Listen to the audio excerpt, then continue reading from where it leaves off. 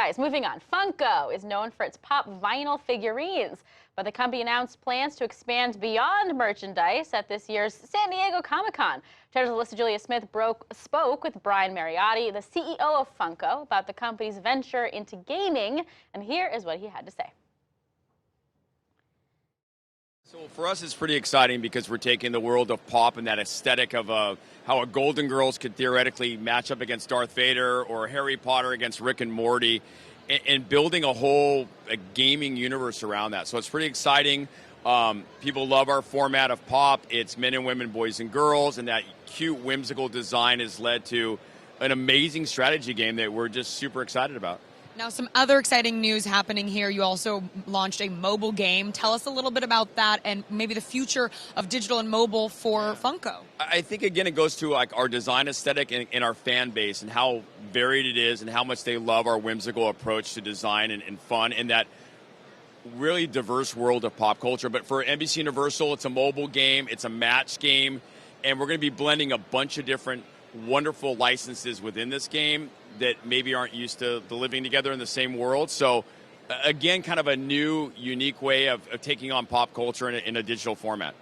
Now, you mentioned NBC. There's also, you work with a lot of big franchises. How does really having these kinds of products and interaction help even, make those franchises even more influential than they already are? I think licensors look at us as a way to take their amazing content and connect it to a fan base in fast fashion approach on a global basis, and then find a way to engage as a company with that fan base on a constant basis, like events like San Diego Comic-Con. So constantly interacting with the fan base and connecting them to the things they love is truly what we do best.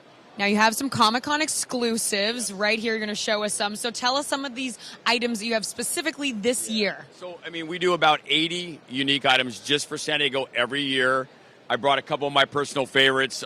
Jaws. This is Jaws with Quint being eaten by Bruce the Shark. I love that. There's a little bit of cartoon blood there.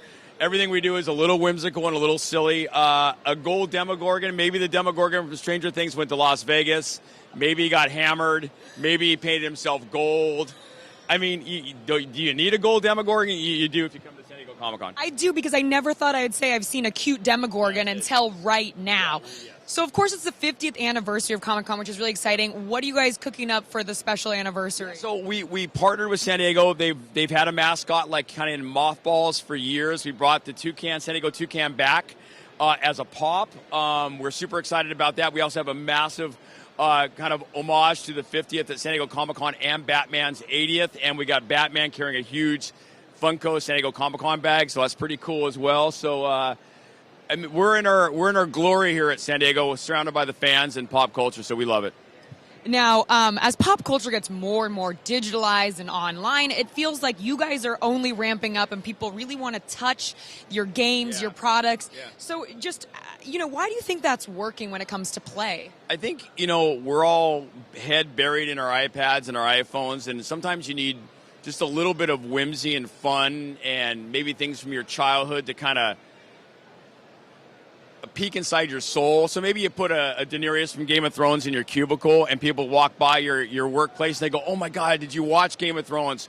And it's a connection point with people. And I think we just got to get back to a little bit of human interaction, right? I'm old enough that thank God I don't have to online date and all the stuff that's going on that's way over my head. But interpersonal connection through pop culture is what we do best. Right. Now, you've made a pop almost for everything, it seems like. Do you have a dream pop that you haven't created that you want to? Yeah, so this is going out to Japan, Nintendo. Please let us make pops. Our fans are all Nintendo. I grew up with Nintendo. Our fans grew up with Nintendo.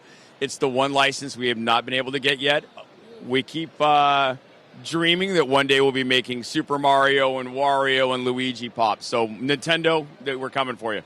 I would love that. I also grew up with Nintendo. Now, before I let you go, just to open it up again to San Diego Comic-Con, pops have basically become like a symbol of San Diego Comic-Con, which is really cool. So why has the event become so special to your company? I think San Diego was kind of the first big Comic-Con, and when it broke and pop culture changed about 4, 5, 6 years ago, where everybody started coming to this event and tickets were selling out in mere minutes, it's kind of been the basis of the center of the world when it comes to pop culture, movie announcements, TV announcements.